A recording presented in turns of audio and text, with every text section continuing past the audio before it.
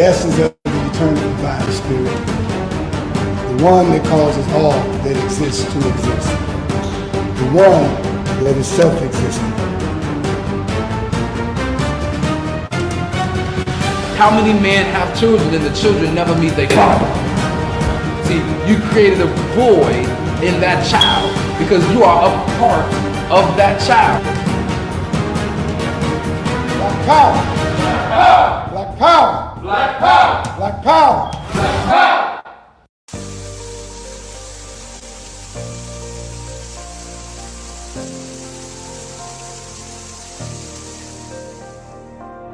Are you feeling fatigued and can barely make it through the day without some type of caffeine? Are you on a journey of healing your body but need a little help? Then alkaline water is what you really need. Alkaline water has many benefits. Alkaline water can help restore pH balance in the body. Consuming beverages such as soda and coffee can make your body acidic. Did you know that too much acid in your body has been linked to an anemia, heart disease, obesity, diabetes, autoimmune disease, chronic pain, and other chronic conditions like gout and arthritis? Those who use alkaline water have reported increased energy levels, clearer skin, reduction in inflammation, better digestion, and many other health benefits.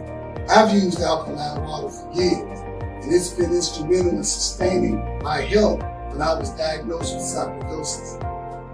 Are you ready to take responsibility for your body's health? If the answer is yes, then our alkaline water is just what you need. Bring your own bottles. It's only $3 for each gallon. To place an order or for more information, you can reach us at 773-846-3091. Thank you in advance for your support.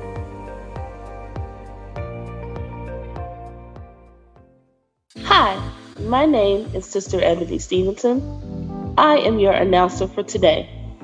Welcome to the Toma Nation's weekly Sunday worship service from 12 p.m. to 2 p.m. every Sunday at 616 East 71st Street here in Chicago, Illinois, and also live on Facebook. If you would like more information, you can reach us at www.facebook.com/TomaNation2 or give us a call at 773-952-8302. Now I'm going to recite our opening. In the name of the eternal divine spirit, the one that causes all that exists to exist, the one that is self-existent, the one who directs the sunships of millions and trillions of years, and the one who made time the seed of the universe, known among the ancient Kemites or Egyptians as Amun-Ra and Aten, among the Hebrews as Ansar, Yahweh, and Elohim, among the Christians as Lord, God, and Jehovah, among the Muslims and Islamic world as Allah, the one God, among the Rastafarians as Jah, Rastafari, among the Yoruba tribes of West Africa as Odumare, Eshu, and many other Orisha names. I bear witness that all these names refer to the same one, Almighty Spirit, and it is to that essence which I give reverence and to whom I submit. I boldly proclaim that we, the descendants of those black men and women who survived the transatlantic slave trade, are the Lost 13 tribe, born in North America and are of a Nubian Kemetic lineage. I further proclaim that the blood of all the nations of the earth flows through our veins. I greet you in the ancient but holy words of peace, Hotep, Shalom, Assalamu alaikum, Habaragani, Alafia, and Ashe.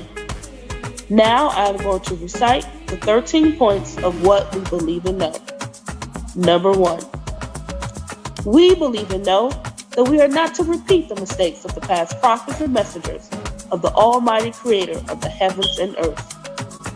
Number 2. We believe and know that based through the application of the knowledge of self and the incorporation of the ideologies of the Honorable Marcus Garvey, the Honorable Elijah Muhammad, Mahatma Gandhi, and Ben Ami. Number 3. We believe and know that the prophets and messengers of the Holy Bible, the Holy Quran, and the Kemetic Holy Books were all black. Number 4, we believe and know that Jesus Christ of 2,000 years was and is a black man. Number 5, we believe and know that the knowledge of the Almighty Creator goes beyond books written by the prophets and messengers of the Almighty Creator. Number 6, we believe and know that in order to promote and coordinate unity, we must first recognize and accept the uniqueness of being able to worship our Creator, regardless of religious denomination, name, title, ritual, particular dress, or holy book, as long as it recognizes the Almighty Creator of the heavens, earth, and the universe as supreme. Number 7, we believe and know that it is impossible to tell the truth without exposing the wicked governments of the world. Number 8, we believe and know that the United States government, in collaboration with other European nations, have a now objective to exterminate dark-skinned people of color off the earth through the act of genocide. Number 9, we believe and know that some of them being used today are AIDS, birth control, alcohol and drug abuse, vaccinations, gang and domestic violence, systematic elimination of trauma centers, the public school system, and public aid within the black communities of America and the world. Number 10, we believe and know that the last trick that Satan is playing on us is the dividing of us by our religious differences, religious gangbanging. Number 11, we believe and know that the conflict between the various religions are comparable to the conflict between various street gangs within the inner cities of America. Number 12, we believe and know that the war on drugs and gangs is a diabolical plot to disarm the black community of weapons, break up the black family, withdraw our constitutional rights, also kill and incarcerate young black males under the undercover code name Able 2029. And number 13, we believe and know that every letter, shape, sound, and numerical value contains esoteric information that completely transcends the specific contextual meaning of the word. Our purpose: to bring about the growth of a righteous community in accordance with the laws of the Creator of the universe, under the leadership and guidance of Brother Minister Raheem Quasad Oxen, to provide solutions to the social and economic ills that plague the communities of urban America. Our goal: to re-educate and retrain youth and young adults to develop positive moral values as an alternative to delinquent behaviors, because you can't rebuild a community and not rebuild the minds of the residents of the community to meet the responsibilities of maintaining the community's image. Our mission: to enhance the economic development of our communities by establishing businesses, real and personal properties, thereby creating jobs and/or entrepreneurship training programs that will reverse the concept of leaving the community to buying back the community. Our motto: let your light so shine before men that they shall see your good works and glorify your Father which is in heaven. Matthew 5:16. Now we're going to recite our salute to the red, black, and green flag. Everyone put your right fist in the air and repeat after me. Here's to this flag of mine, the red, black, and green. Hopes in its future bright, Africa has seen. Here's to the red of it, great nations shall know of it. In time to come, red blood shall flow of it. Historians shall write of it, this flag of mine. Here's to the black of it, 400 million's back of it, whose destiny depends on it. The red, black, and green of it, oh flag of mine. Here's to the green of it, young men and women shall dream of it, face shots and shells for it, maidens shall sing of it, waving so high. Here's to the whole of it, colors bright and pole of it, pleased is my soul with it, regardless of what is told of it. Thanks to God for giving me this great flag of mine. Please keep your right fist raised high in the air as we sing our Black National Anthem.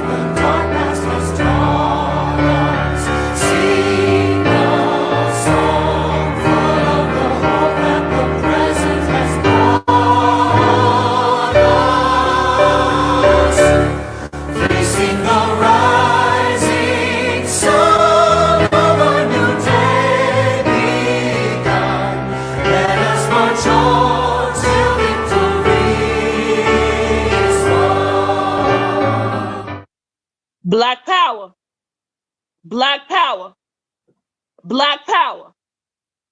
Black power is the power to define, develop, and defend that which is in the best interest of Black people.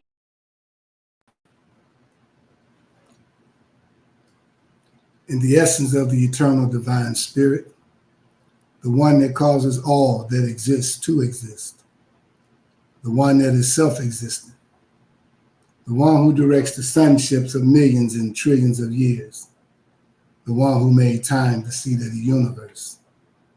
Known among the ancient Kemites or Egyptians as Amun-Ra and Aten, among the Hebrews as Yahweh,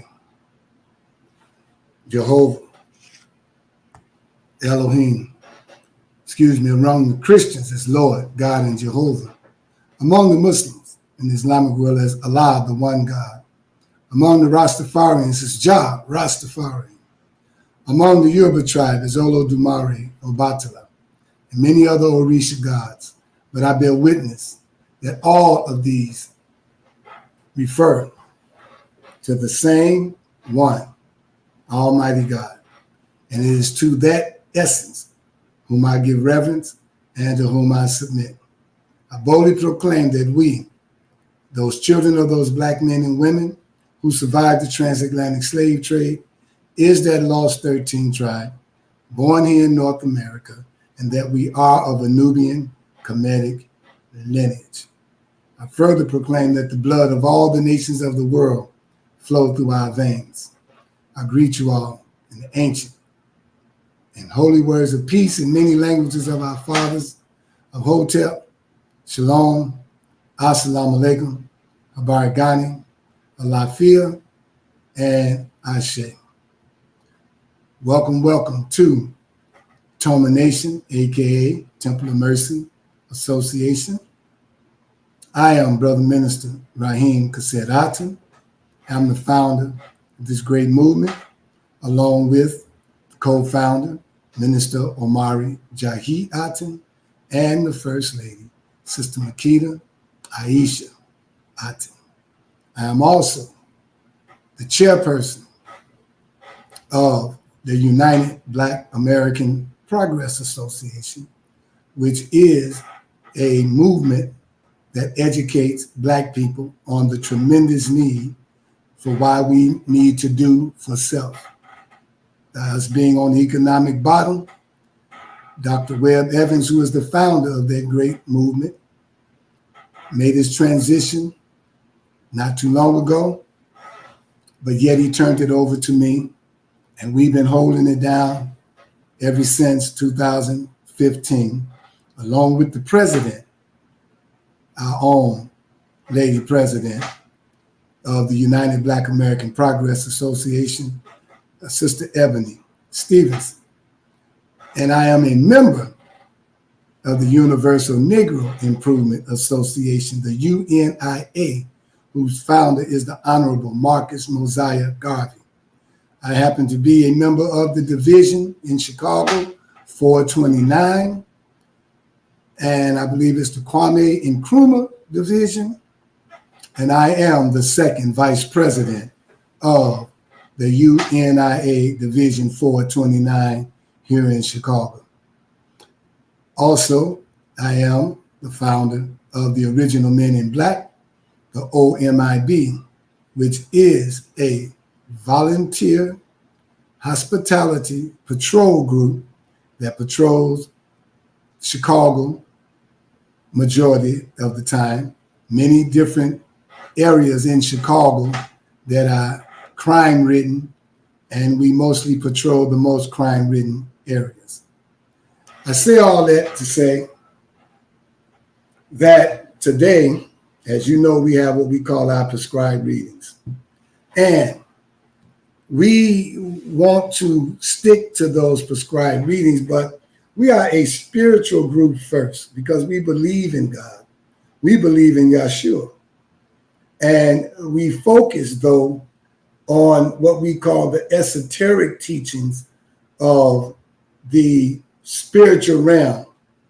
We believe that everything is actual, allegory, and symbolic, a three-dimensional world.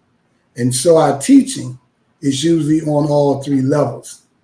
So these 3 months, we've been actually focusing on the economics of Black America. And so starting in June, July, and in August, 3 months, we deal with economics. And so I want to spend time talking to you first, giving you my title, Why Blacks in America Need to Do for Self. Now, I was specific in talking about Blacks here in America, but more specifically, Blacks who are descendants of slaves here in America. Why we need to do for self.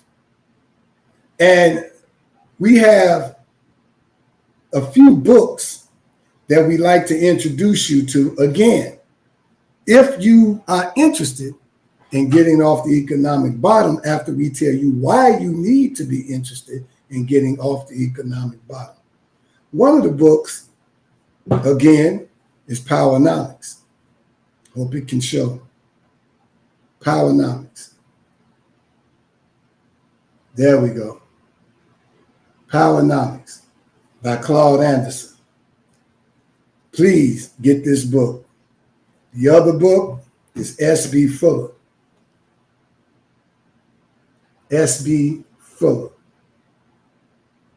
American businessman who started his business right here in Chicago, Illinois. Millionaire in the 1940s, 50s, and 60s. Moving into August, we'll be studying the Honorable Marcus Mosiah Garvey, the whole month of August. But not only that, we will also be recognizing a Black man here in Chicago who I mentioned earlier is the founder of the United Black American Progress Association. And his name is Dr. Webb Evans. Now, let me give you a little bit about him before I go into the Honorable Marcus Mosiah Garvey.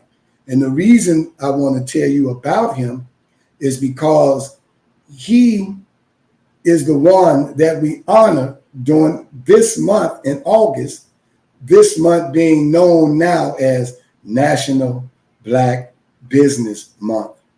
Thanks to State Representative LaShawn Ford. Now I'm going to read a little bit about him. Dr. Webb Evans, also known as Mr. Buy Black, was born November 20th, 1913 in Greensboro, Alabama. He departed this life at the age of 101 on Monday, February 23rd, 2015.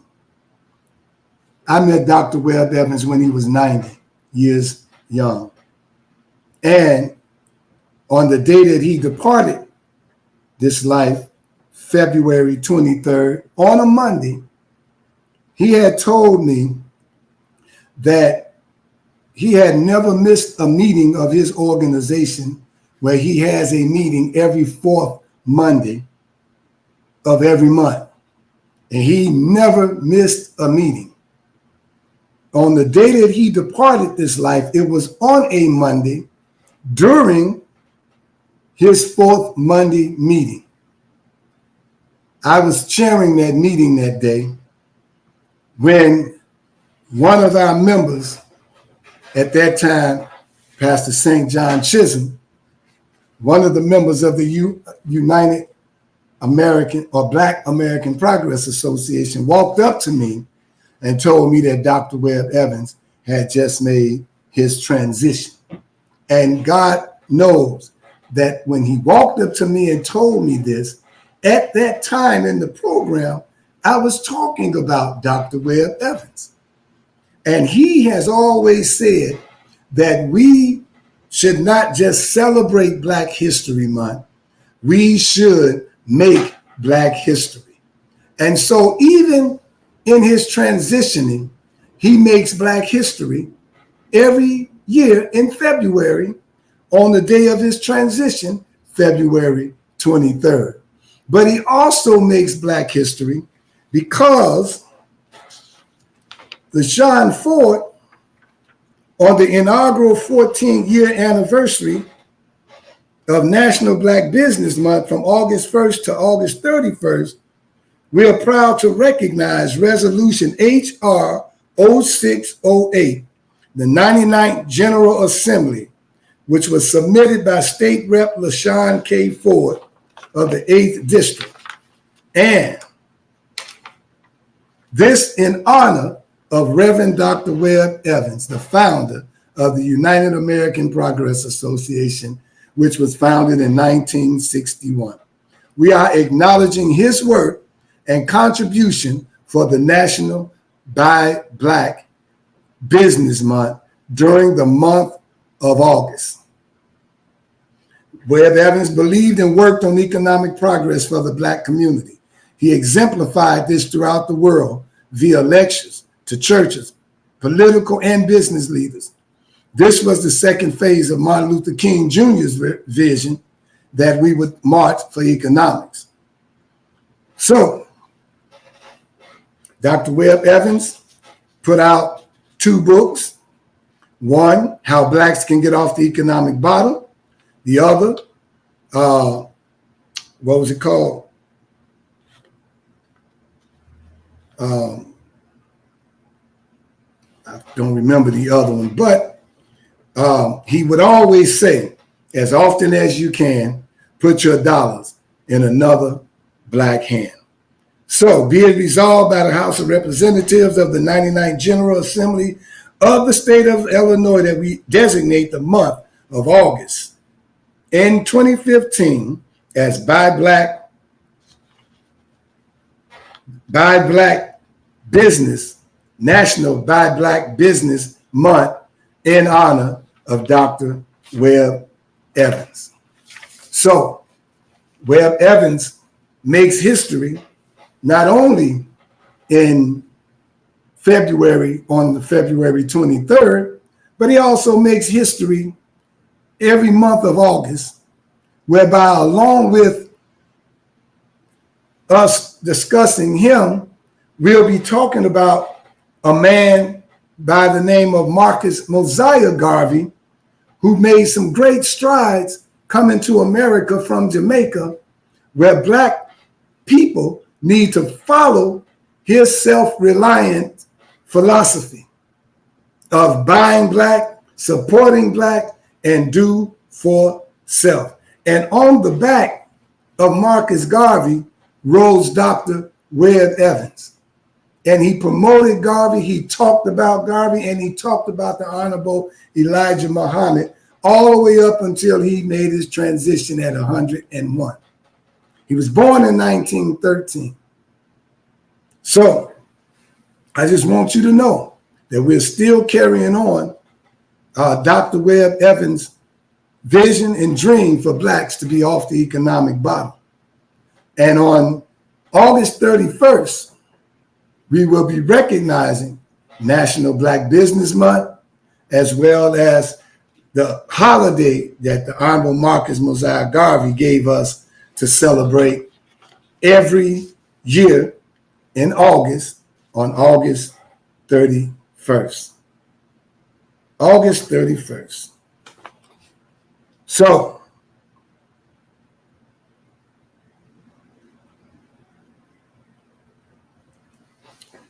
I'm going to read, well, no, I won't read this. What I'm going to do is read some stuff in his two books. And I'm going to show you these two books, The Philosophy and Opinion of Marcus Garvey. Get this book, blacks in America. If you want to make it, after we read this, you need to get these books. Race First. Race First. Now, I'll give you his birthday. Marcus Garvey was born in Jamaica on August 17, 1887. He made his transition in London, England in 1940. 1940. All right, here we go. We're going to read now. Preferably after I read this, you'll get the book and finish reading it and know why blacks in America need to do for self. My main thing is that we need to build the kingdom of heaven on earth. And we had many prototypes to show that it can be done. Now, the thing is to sustain these black nationalist movements so that we can serve as a prototype to the original kingdom to come, showing our people that working together and uniting together for a common cause, we can get up off the economic bottom. So now, what I want to do is read quickly some things in his book. This one is talking about race extinction. He says, when the colonists of America desired possession of the land, they saw that a weak aboriginal race was in their way. What did they do? They got hold of them, killed them, buried them underground. This is a fair indication of what will happen to the weaker people of the world in another 200 or 300 years, when the stronger races will have developed themselves to the position of complete mastery of all things material. They will not then, as they have not in the past, allow a weak and defenseless race to stand in their way, especially if in their doing so, they will endanger their happiness, their comfort, and their pleasures. These are the things that strike the thoughtful Negro as being dangerous. And these are the things that cause us, who make up the UNIA, to be fighting tenaciously for the purpose of building up a strong, he says, Negro race. I'll be changing it to black race, so as to make it impossible for us to be exterminated in the future, to make room for the stronger races, even as the North American Indian had been exterminated, to make room for the great white man on this North American continent. The illiterate and shallow-minded Negro, black, who can see no further than his nose, is now the greatest stumbling block in the way of the race. He tells us that we must be satisfied with our own condition, that we must not think of building up a nation of our own, that we must not seek to organize ourselves racially, but that we must depend upon the good feeling of the other fellow for the solution of the problem that now confronts us. This is a dangerous policy. And it is my duty to warn the 400 million Negroes or blacks of the world against this kind of a leadership. We call them handkerchief head leadership. A leadership that would try to make Negroes believe that they will be well without their taking upon themselves the task of bettering their condition. politically, industrially, educationally, and otherwise. The time has come for those of us who have the vision of the future to inspire our people to a closer kinship, to a closer love of self, because it is only through this appreciation of self will we be able to rise to that higher life that will make us not an extinct race in the future, but a race of men fit to survive. I will show you the copyright date of this book that you might know when it was written. First published, brothers and sisters, in 1923, and then published again in 1925, and later on produced in 1986, reproduced in 1986. Look where we are today, brothers and sisters. We are 2024. And what I'm reading now still exists today. Wait till I finish. You'll see what I mean. Now, the price of leadership. This is why we need more leaders standing up for the cause of Black nationalism, having a nation of our own. We have a prototype to look at right now, the Nation of Islam. It's still up and running. And I use it because of all its economic advances that it has made, from farmland to other things that they've come up with. So we do have an example. Now let's talk about the price of leadership. Those of us who are blazing the way in this new propaganda of the Universal Negro Improvement Association to enlighten our people everywhere are at times very annoyed and discouraged by the acts of our people, and that consciously or unconsciously they do so many things to hurt our deeper feelings of loyalty and love for our race.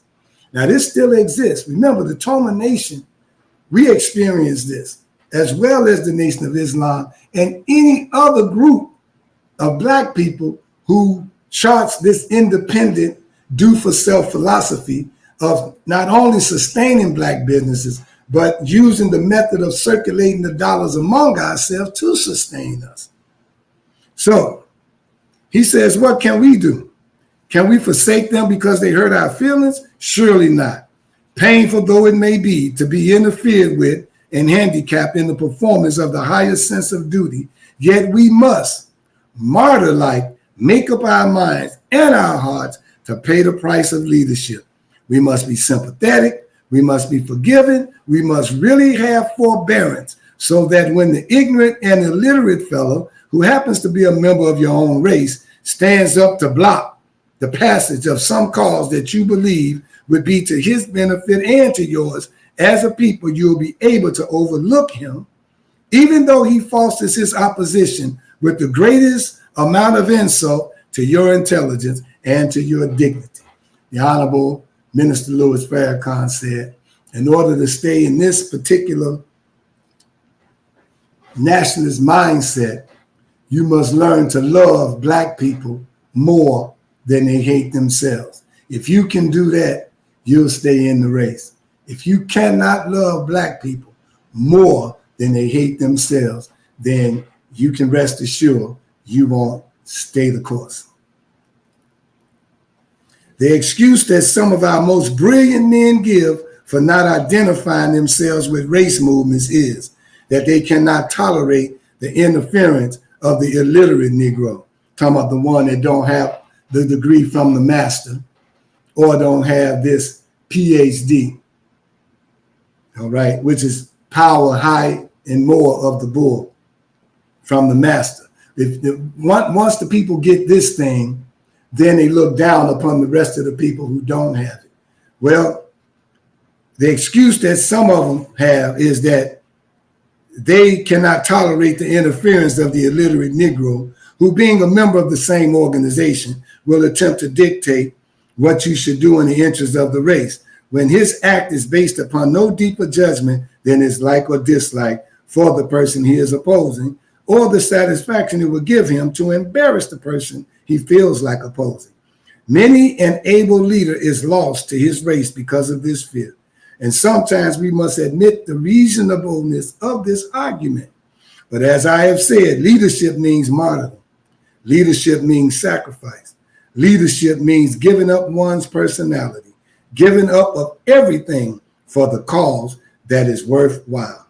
It is only because of that feeling that I personally continue to lead the UNIA, because like every other leader, I have had to encounter the opposition, the jealousy, the plotting of men who take advantage of the situation simply because they happen to be members of the organization, and that we may have to depend upon their vote one way or the other for the good of the cause.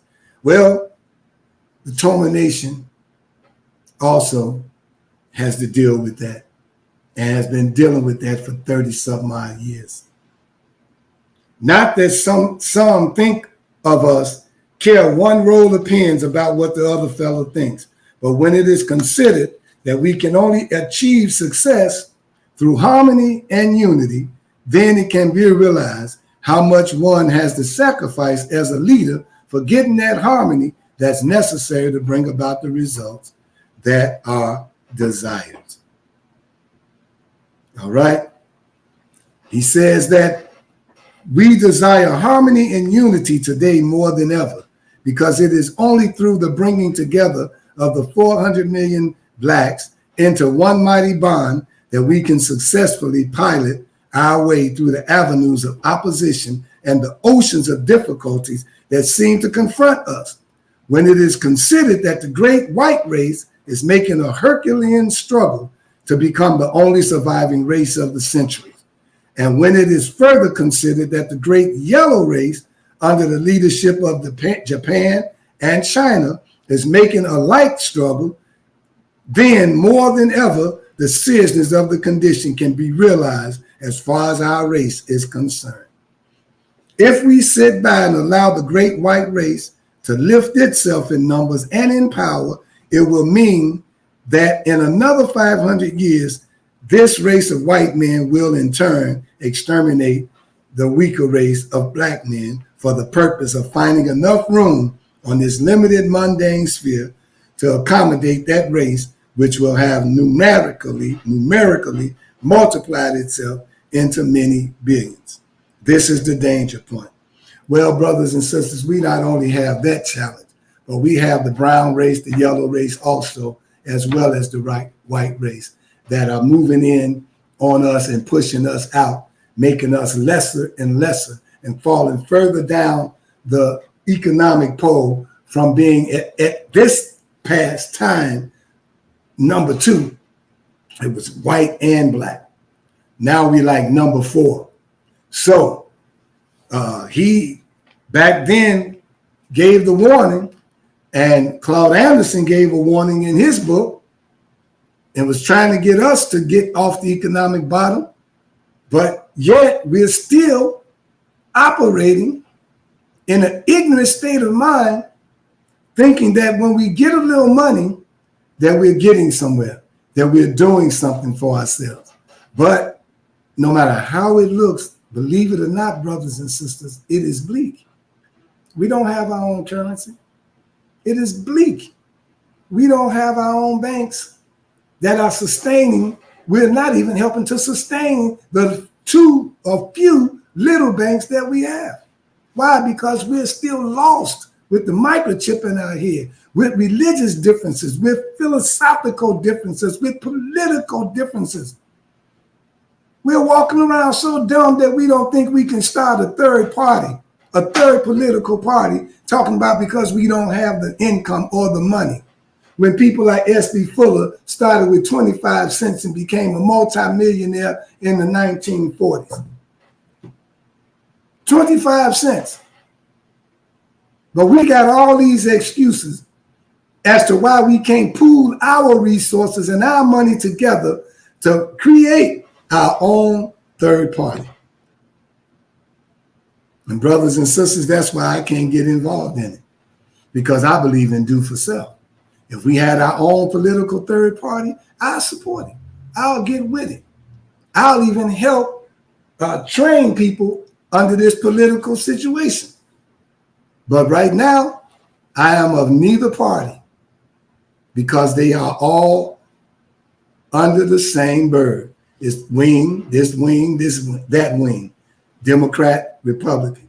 And according to Cassius D, he said an elephant and a donkey is still a honky, which means that it's still being ran by white people who are dominating this world and looking down upon anyone else that are not equal to what they consider in their world.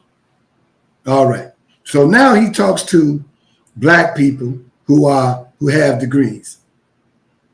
The leadership of this Negro of today must be able to locate the race, and not only for today, but for all times.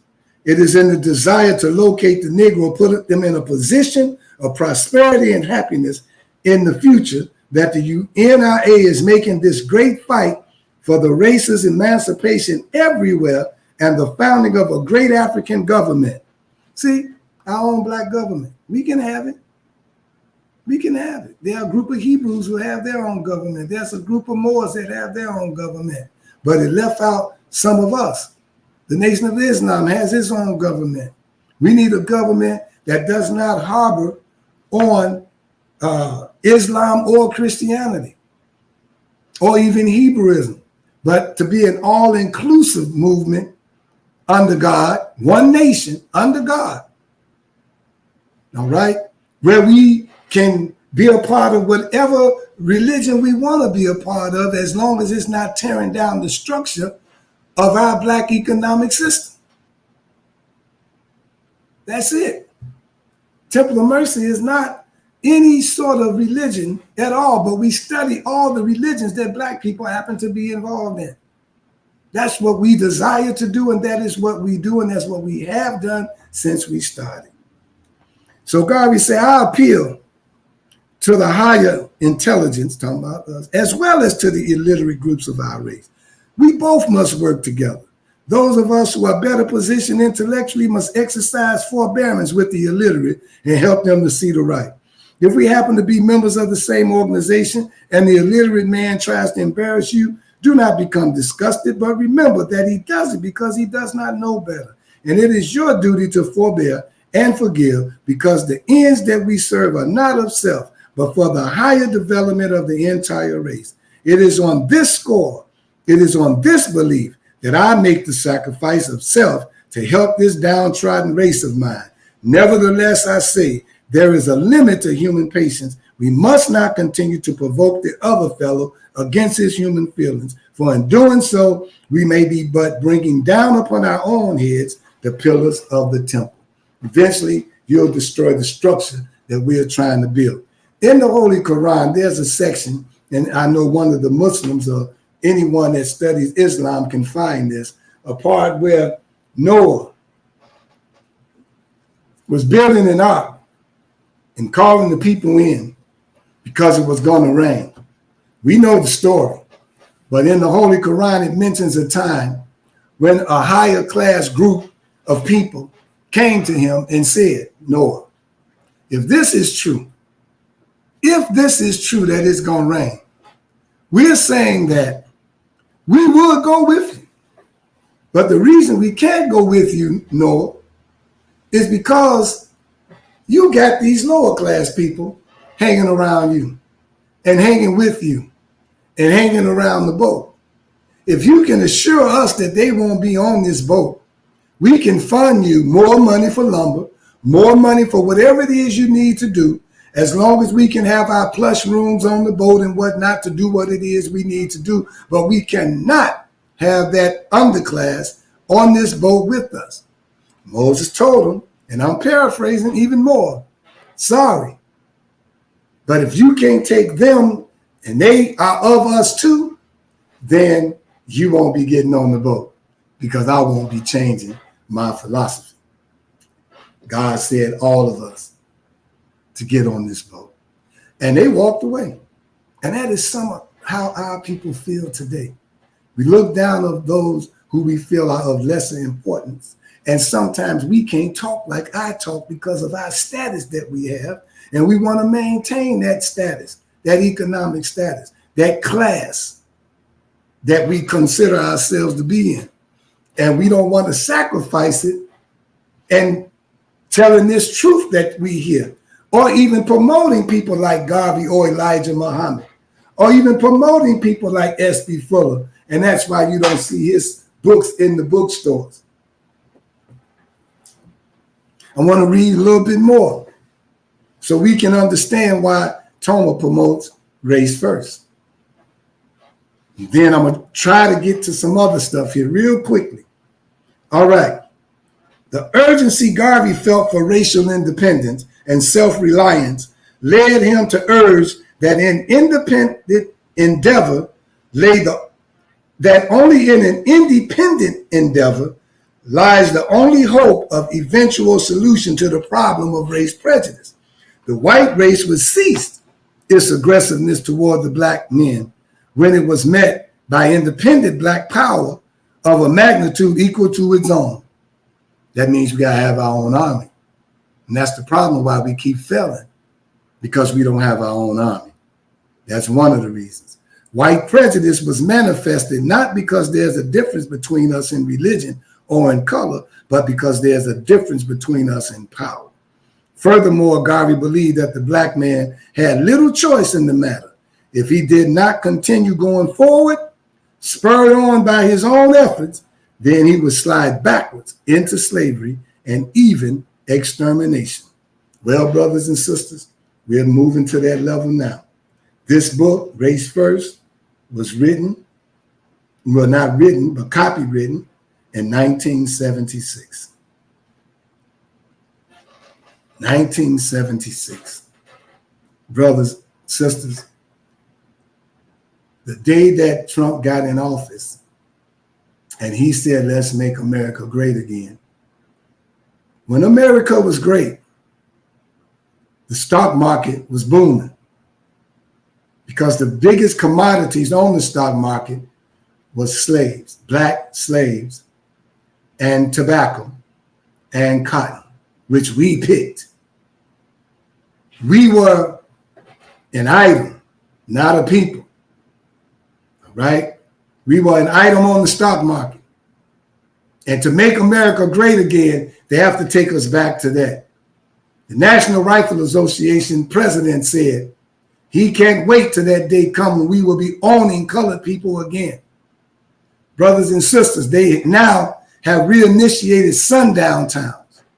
I said when Trump came into office that our technology, our buildings, our homes and all may not change, but the mindset and the atmosphere in the world is to push us back into slavery. And now you're hearing of hangings in the South again. Now you're hearing of sundown towns throughout the United States where you pull in while you're traveling into one of these particular towns for gas, that if you're not out of it by sundown, you will be harmed or shot or killed. Sundown towns, keep that in your mind now and look on TikTok, and some people will come and tell you they experienced this. I know of a young man that experienced this and was arrested and stayed in jail for a year. We never could find him, and he let us know he was in a town like that. That when they arrested him, talking about a light was out on his car, then he went to court the next day. The arresting officer had on a judge's robe, and he convicted him to a year in prison. The same sheriff was also the judge and the jury and the bailiff in town. So brothers and sisters, if we don't mount up and stop turning our guns on each other and put these guns up and save for that great day that's going to come, we in trouble, because that day is coming. That day is coming, brothers and sisters. He said it back then. I'm going to continue to read.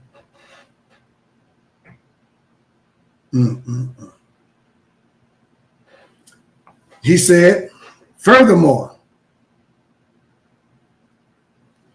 the days of slavery are not gone forever. He reminded his followers, this is Garvey, slavery is threatened for every race and nation that remains weak and refuses to organize its strength for its own protection. Organize, unity. The most important area for the exercise of independent effort was economic. Garvey believed, like Washington, not Harold Washington, but Booker T. Washington, that economics was primary. Successful political action could only be founded on an independent economic base. After a people have established successfully a firm industrial foundation, he wrote, then they naturally turn to politics and society, but not first to society and politics, because the two latter cannot exist without the former. So within months of his arrival in the United States in 1916, Garvey was already appraising with approval the efforts that Black Americans had made in the economic field. At this early period, before he made his decision to remain in the United States, he wrote, in a vein having prophetic implications for his own career. He said the acme of American Negro enterprise is not yet reached. See, he looked at how we are and looked at all the gains we had already made, but he said we ain't reached it. You still have a far way to go. And today, we spend $1.1 trillion a year. $1.1 trillion a year. Our buying power right now would make us the 16th largest country in the world. And if we could just spend 10% of that with Black businesses, it would generate 1 million jobs for Black people. 1 million. If we can just redirect 10% of that with Black businesses, we would sustain that Black business and we would create jobs. We wouldn't have to keep looking for jobs, brothers and sisters. We would create jobs. We wouldn't have to keep looking for grants, brothers and sisters. We would create a foundation of our own and fund our own brothers and sisters for grants that they might need to further what it is that they're doing. Just 10% of that, brothers and sisters. You want more stores, more banks, and bigger enterprises? Yes, we do. He said, I hope that your powerful Negro press and the conscientious element among your leaders will continue to inspire you to achieve. This desire for economic self-reliance dominated Garvey's thought. The fact that the Black man was a consumer and not an independent producer, it worried him. Let Edison turn off the electric lights in our building. In 2 minutes, he once said the Negro would be living on borrowed time, borrowed goods. Garvey made a valiant attempt to change this state of affairs. Between 1918 and the early 1920s, Garvey's headquarters in New York City sprouted a large assortment of UNIA businesses. They were the Black Star Line. It was incorporated in 1919. That was steamships that Garvey had. The Negro Factories Corporation followed not long after. Under its I don't know what that is, AEGIS, there appeared Universal Laundries, had their own laundromats, Universal Millinery Stores, Universal Restaurants, Universal Grocery Stores, as well as a hotel, tailoring establishment, doll factories making Black dolls for Black girls, and printing press. In addition, the UNIA in New York had by the first half of 1920 acquired 3 buildings, 1 lot, 2 trucks, and its weekly newspaper, the Negro World, was already well established. By 1922, Garvey was even contemplating a large bank. By 1920, more than 300 persons were employed by the UNIA. This is in 1920. And its allied corporations in the United States between 1920 and 1924. Look, S.B. Fuller did the same thing in the 1940s. What's going on, brothers and sisters, why we cannot sustain the businesses that these Black men put out? Even a Black woman. They got a movie about it. where she started her own beauty business and hair business, and I forgot her name, but somebody can put it in the chat, and I will certainly let you know. Madam C.J. Walker is her name. Thank you. Madam C.J. Walker. But yet now, let's look at the beauty situation that we once owned, brothers and sisters, that we once owned. I'm going to let you know what it looks like right now. According to the Black-owned Beauty Supply Association, Black hair care and cosmetics industry makes $9 billion a year. We spend the most and we profit the least. Beauty product lines designed for Blacks were once 100% owned and operated by Blacks. Today, other ethnic groups control more than 70% of the market. All of these statistics, brothers and sisters, is as of October 2015. So you can know we're not talking 1919 and 1920 and 1999. We're talking 21st century. So then it says, there were 3 grocery stores. Cooperative buying for all the stores and restaurants was done by one manager, thus keeping prices competitive with the white-owned enterprises which proliferated in Harlem. At Universal Grocery Store, number 1 was at 47 West 135th Street. The manager reported a minority of white customers. Grocery store number 2 on Lenox between 142nd and 143rd Street was reported to be doing all right, despite being surrounded by white competition. Store number 3, listen at it, 3 stores, flourishing stores, including a meat, fish, and poultry market, said to be the only one of its kind in Harlem. It also boasted the first Black butcher in Harlem. The groceries featured such foods as West Indian yams, pigeon peas, edus, pumpkins, plantains, southern sweet potatoes, and cane syrup. Universal Restaurant number 1, situated in Liberty Hall, which was their hall, at 138th Street. Seating capacity of 50 was being increased to 100. Miss Mary Lawrence, a food chemist, former hospital dietitian, presided over food preparation. Restaurant number 2, smaller and still new, facing competition from 8 other eating places in the same block. The corporation's Beehive printing plant at 2305 7th Avenue. See, Marcus Garvey practiced buying back the neighborhood that you're already in instead of leaving and going somewhere else and then building there. No, not just buy Black, brothers and sisters, but buy back your community. Buy back the community.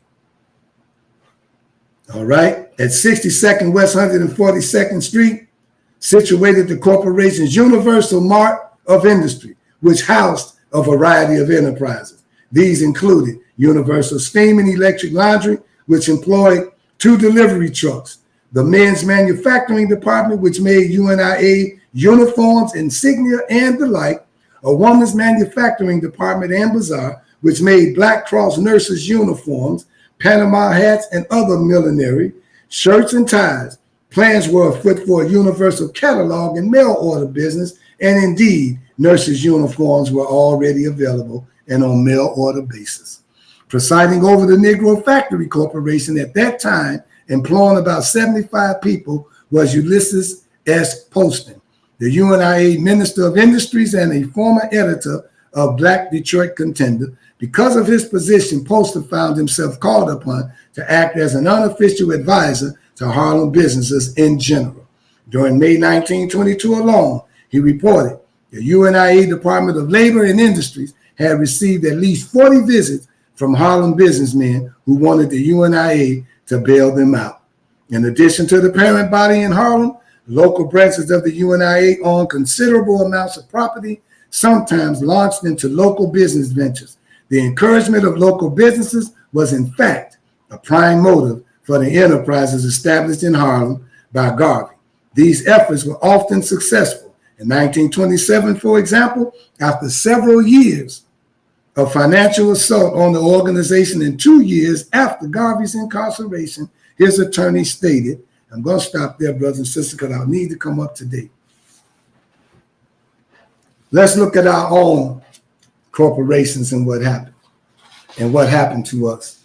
That's why we got to come out of her and build our own, and build our military first, and then build our businesses.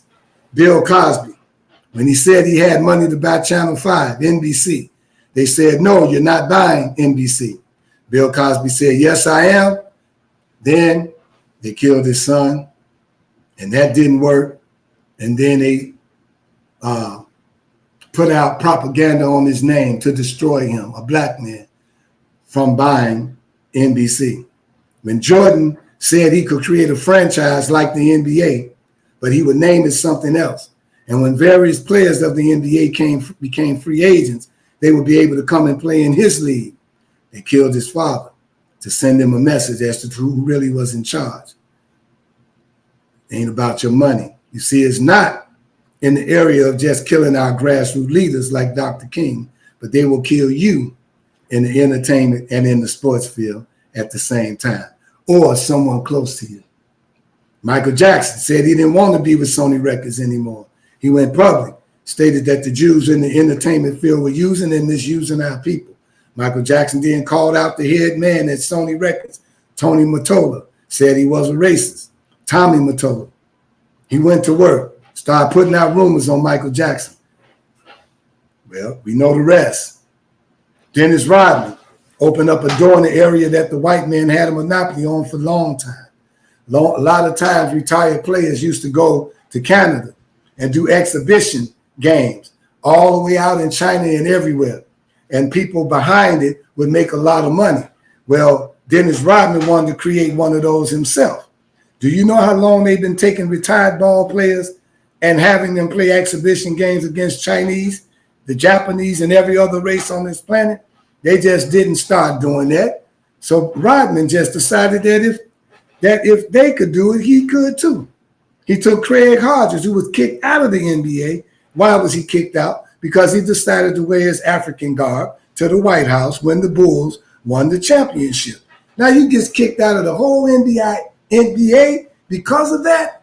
What is that saying? What are white people saying to you, brothers and sisters? They're scared of the world understanding who we really are.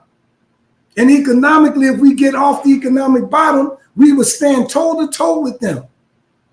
You see what I'm saying? And so that's why they got the other guy, forgot his name, Colin Kaepernick, from standing up for our people who were being victims of police brutality, that he got bent on one knee and got kicked out of the whole thing. Look at that, showing you, brothers and sisters, that we must have our own, that we must do for self, that we must pool our own resources, sustain our own black businesses. We got to stop the killing and start the healing. We got to build our own kingdoms on this planet, working together, having our own land, our own media, our own channels of distribution, our own products, our own entertainment corporation, our own full service food co-op supermarket, our own security, like the OMIB, the FOI, and other security firms of our own to make our own communities safe, our own schools, our own banks, our own hospitals and clinics. But see, if we don't support them, the other groups won't. You will not find another ethnic group that wakes up in the morning looking for a black business to support. That's not going to happen. The only support we have, brothers and sisters, is each other. And that's how we sustain black business, by supporting that business. You can't find one of S.B. Fuller's businesses still around today. We even had our own life insurance company called Supreme Life Insurance. You can find the building, but the life insurance company is not there. You cannot find the properties and businesses that Marcus Garvey put up back then today, brothers and sisters. Why is that? Because we have not learned how to sustain black businesses, because we have not learned the importance of buying black and supporting black business to circulate the dollars among ourselves. When it circulates, it generates income to help us create jobs and businesses for others. Look at this information. The Nielsen report in 2013, this is the racial dollar circulation. The Asian people, their money circulate 28 days before it go out the community. The Jews' money circulate 20 days before it go out the community. The Caucasian race, WASP, white Anglo-Saxon Protestant, their money circulates 17 days before it go out of the community. The Latino and Hispanic community, theirs circulates 7 days, 1 week before it go out of the community. Black people, 6 hours. There's a problem with that. We spend more of our money with others. In 2014, blacks spent 17% more than any other multicultural group in the U.S. and spent less than 7% with small businesses owned by us. Yes, we got black businesses popping up everywhere. Yes, we got entertainers going into business for themselves, but not being able to sustain it. When they go, it goes. Muhammad Ali had a whole area on the west side of buildings that he built, a little small community, but it's gone. He had his own restaurant called Ali's Trolley. It's gone. When the person goes, all that stuff goes. Why can't we sustain it, brothers and sisters? We need to work on that. That has to be a part of your meeting too. How to sustain black business. All right? We got Dennis Rodman. We see they didn't let him do what he wanted to do. Kanye West, same thing. Who else? Craig Hodges.